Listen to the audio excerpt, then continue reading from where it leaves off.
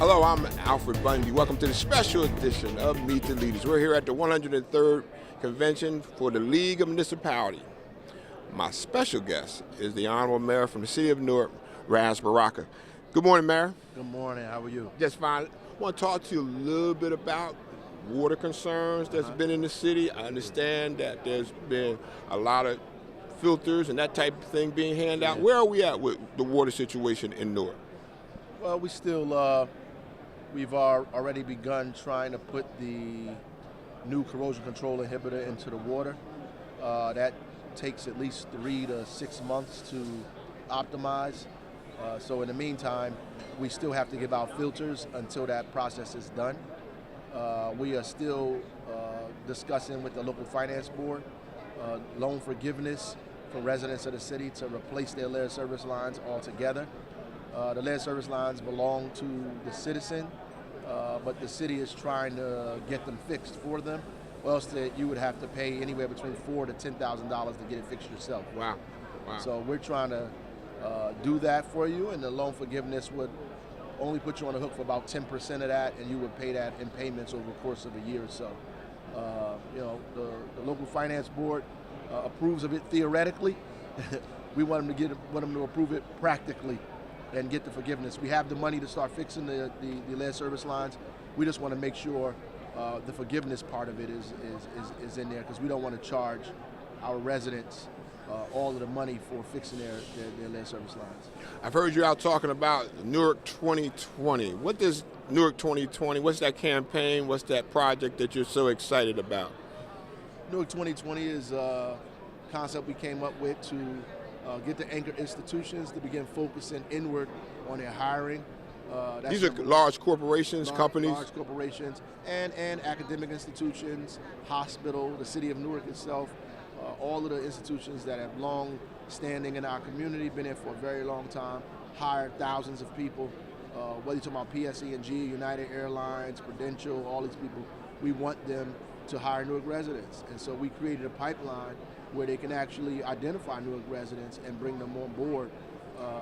We say 2020 because the idea was to hire 2020 residents by the year 2020, but it's really a cultural shift, trying to get residents opportunities at local institutions in the city, and also get them to invest in small businesses in the area as well. I know many of the companies and corporations are all talking about it. They all seem to be committed. Another thing that you've been talking a lot about is community policing. What is community policing, and what are some of the outcomes you expect?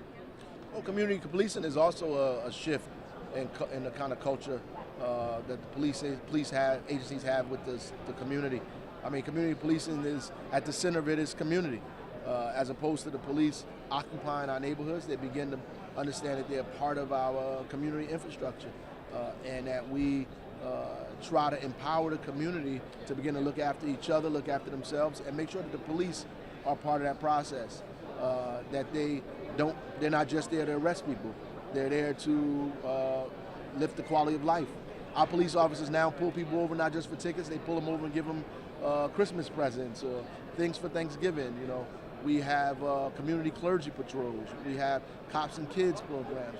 All kinds of opportunities to get the cops to get out of their cars, get out of the station house, get into the community, and mix and mingle with the residents. What kind of feedback have you been getting on that program so far from citizens? It's been excellent. We actually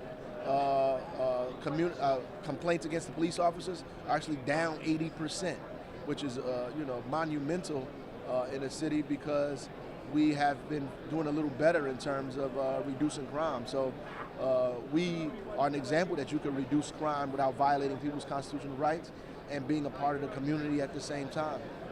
In fact, one of the caveats to help you reduce crime is to improve your relationship with the community. We don't have but a minute left here. Tell me a little bit about your commitment to helping your citizens and the young people go to college. You have a whole college initiative. Talk to me about that. Yeah, NCLC, Newark City Learning Collaborative, is in partnership with our institutions. Rutgers is at the lead of that. And we want to create pipelines and opportunities for young people to go to college and now get them to stay in college. So now that we've increased university enrollment, we've increased college enrollment, increased graduation rates, getting kids to go to college, we have to work on getting them to stay. Retention is important. That's right. Data's saying that we're getting them to go. We just haven't been successful in getting a lot of them to stay there. So we have to do that. Continue to create pipelines to get them to go to college, but now figure out how we get them to stay there. Thank you, Mayor. This has been Meet the Leaders.